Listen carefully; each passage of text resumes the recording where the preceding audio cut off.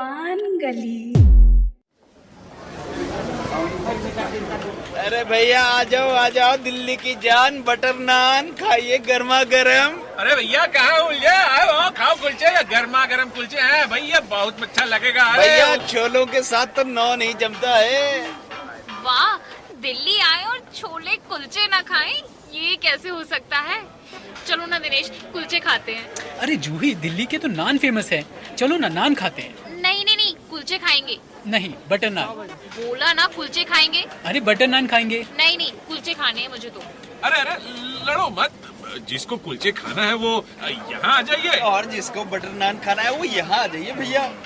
वो तो ठीक है भैया, पर ना ये हर बार ही होता है। दिनेश, तुम मेरे हिसाब का खाना कभी खाते भी हो या नहीं? हमेशा अपनी मर्जी चलाते हो। मर्जी किसकी चलती है वो तुम्हें भी पता है। मैंने तो कह दिया कि आज हम छोले और बटर नान ही खाएंगे। क्यों भैया? जी बिल्कुल भाई साहब। अब दीदी आप दुखी ना हो, हम खिलाएंगे ना आपको टेस्टी छोले कुलचे। वैसे भी छोले तो कुलचे के साथ अच्छे ही लगते हैं। अच्छा क्या बोले? देखो भैया, छोले की जोड़ी तो बटर नान के साथ ही जमती है। तुम्हें कुछ नहीं पता, यहाँ हम 20 साल से दुकान लगाए हैं और लोग खूब खा रहे हैं छोले कुलचे। और हम यहाँ 25 साल से दुकान लगाए हैं और सबको हमारे यहाँ के बटर नान और छोले ही पसंद आते हैं भैया। हमारे आजा बैठते थे यहाँ दुकान पर, और हमारे पर आजा बैठते थे, और उनके भी आ जाने शुरू की है ये दुकान। अरे इसकी बातों में ना आओ साहेब, आप तो हमारे यहाँ कुलचे खा लो। ओए बटर नान ही खाएंगे। कुलचे खाएंगे। बटर नान खाएंगे। नहीं कुलचे मैंने बोल दिया, वो बटर नान ही खाएंगे। कुलचे बटर नान। देखो तुम्हारे चक्कर में क्या हुआ, ये दोनों लड़ने लगे। तुम ना जहाँ जाते हो वहाँ झगड़ा करवाते हो। अरे मैंने क्या किया है? मैं तो बस अपनी पसंद का खाना खाने आया था। ये सब ना तुम्हारे चक्कर में हुआ है। अरे बटर नान के बारे में कुछ जानती भी हो जो उसे खाने से इनकार कर रही हो? हाँ, जैसे तुम्हें तो बहुत पता है। हाँ बिल्कुल पता है, और इसीलिए मैं बटर नान ही खाने वाला हूँ। ठीक है, तो फिर ना तय हुआ। अगर तुम्हें बटर नान के बारे में इतना ही पता है तो मुझे और अपनी पकवान गली के श्रोताओं को आज उसी के बारे में बताओ। अगर कहानी अच्छी लगी तो मैं सोचूंगी बटर नान के बारे में। ठीक है, तो सुनो दोस्तों, बटर नान के स्वाद को तो आप जानते ही होंगे। भाई दिल्ली से लेकर पंजाब और देश के बाकी सभी राज्यों में बटर नान खूब चाव से खाई जाती है। पर आपको जानकर ये हैरानी होगी कि ये बटर नान दरअसल भारतीय रोटी नहीं है, बल्कि इसे सबसे पहले 2500 साल पहले बनाया गया था। क्या 2500 साल पहले?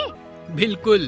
दरअसल खमीर बनाने का तरीका सबसे पहले मिस्र में इजाद किया गया, और वहीं से जब लोगों का एशिया, वो भी खासकर भारत आना हुआ, तो खमीर बनाने की विधि भी यहाँ आ गई।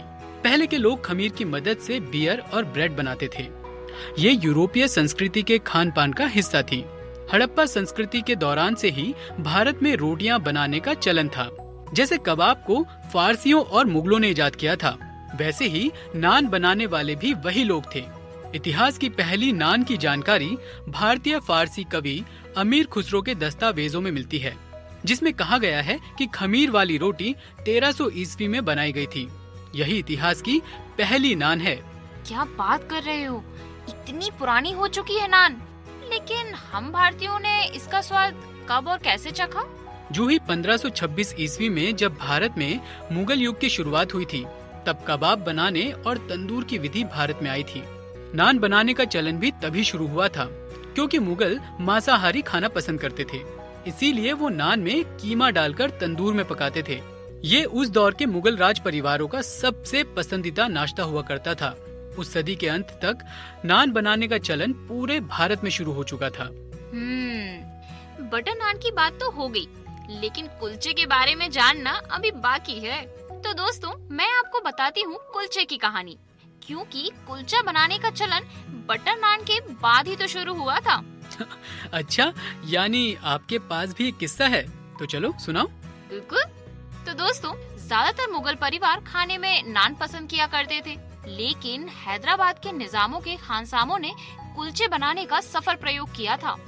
कुलचा वास्तव में आसफ जाही वंश का आधिकारिक प्रतीक था। शोरबा और निहारियों और कबाब के लिए मशहूर रहे हैदराबाद में कुलचे की तारीफ सबसे ज्यादा होने लगी थी। यहाँ तक कि उस दौर में हैदराबाद के आधिकारिक ध्वज पर भी कुलचे का ही चित्र बनाया गया था। क्या राज्य के ध्वज पर कुलचा?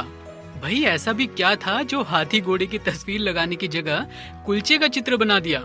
इसके पीछे भी एक कहानी है। कैसी कहानी? दोस्तों, मुगल दरबार के एक पुराने दरबारी थे, मीर कमरुद्दीन। उन्हें सूबेदार दखान नियुक्त किया गया था। एक बार वे हजरत निजामुद्दीन से मिलने के लिए पहुँचे। हजरत साहब ने उन्हें भोजन करवाया और साथ ही पीले रंग में बंधे हुए कुछ कुलचे भेंट किए। साथ ही ये भविष्यवाणी भी की कि एक दिन वो राजा बनेंगे और उनके वंशज 7 पीढ़ियों तक शासन करेंगे। बस फिर क्या था, कुछ ही सालों बाद मीर कमरुद्दीन तख्त पर बैठे और उनके वंशजों ने हैदराबाद पर राज किया। इसीलिए शुभ संकेत के तौर पर मीर ने अपने राज्य के ध्वज पर कुलचे का चित्र बनवाया था। भाई वाह, इसे कहते हैं खाने की दीवानगी। बिल्कुल। चलो अब बातें मत बनाओ, जल्दी से खाना ऑर्डर करो, मुझे तो भूख लगी है। अरे लेकिन खाएंगे क्या? अरे क्या बात कर रहे हो भाई साहब, बटर नान और छोले। नहीं नहीं, मेरे बनाए कुलचे। मेरे बनाए बटर नान और छोले। नहीं नहीं, मेरे बनाए वर्ल्ड फेमस कुलचे। चलो भाई, अब दिल्ली में आए हो, बटर नान नहीं खाओगे? ऐसा नहीं होगा। अरे दिल्ली के तो कुलचे भी फेमस है। अरे अरे अरे लड़ो नहीं भाई, हम दोनों पकवान गली में ही तो घूमते हैं। खाने का शौक भी तो कोई चीज है। बिल्कुल। और आप ना कुलचे और बटर नान दोनों ले आइए, हम तो सब खा लेंगे।